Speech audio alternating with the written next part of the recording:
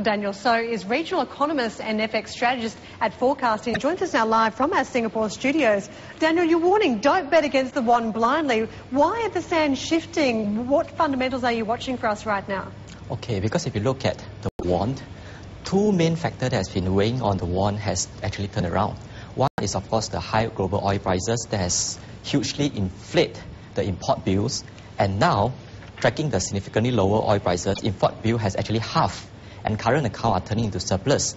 So this will contribute positively to the balance of payment surpluses. The second is, if you look at the equity portfolio outflow, which has really hurt the won in 2008, and the foreign withdrawal of funds from the Korean stock market actually tracked as early as mid-2007. It is because Korea is one of the biggest and most liquid among emerging Asian markets. As a result, it becomes sort of like a convenient cash dispenser for global investors to cash out to solve their severe liquidity problem elsewhere in the world. And foreign share of stock holding has dropped from 44.1% in 2004 to as low as 28.8% at end January. And according to our sources familiar with the situation, the ratio is unlikely to dip below 25%. And if you look at the current sell-down in the KOSPI, the total net foreigner sell-off of stocks is amount to about 1.8 billion. And if you compare this across to earlier period during the October sell-off when the KOSPI tanked, it is 3.8 billion. So it is a clear sign that the portfolio outflow from the country has been drying out. Has eased. Yeah, just a good point on that. And it's a good analogy that you make for us, that the convenient cash dispenser that is the stock exchange or the stock market there. To what extent, of course, we are starting to run out of sellers at some point, but to what extent is the Lee administration's business-friendly attitude making a bit of a difference in the region as well?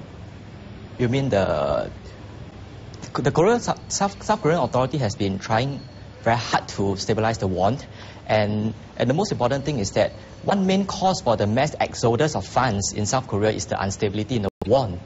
And right now, they are trying to aggressively intervene, as you can see from the past few sessions, to support the won, to prevent a self-fulfilling prophecy of an FX crisis that the market is talking about. Now, what I see now is that market is looking at the risk rather than the fundamentals, because South Korea still has the highest financial... Just on that point, Daniel, if I could just jump in there because we're almost out of time. The won does get lumped in that risky basket of currencies. If there is more risk aversion still on the market, will that be a headwind for the Korean won? Yes, I would say that, but it's not so much on equity outflow. But because most of the weakness in the won should have already been priced in, and market is well aware that fundamentals are turning around.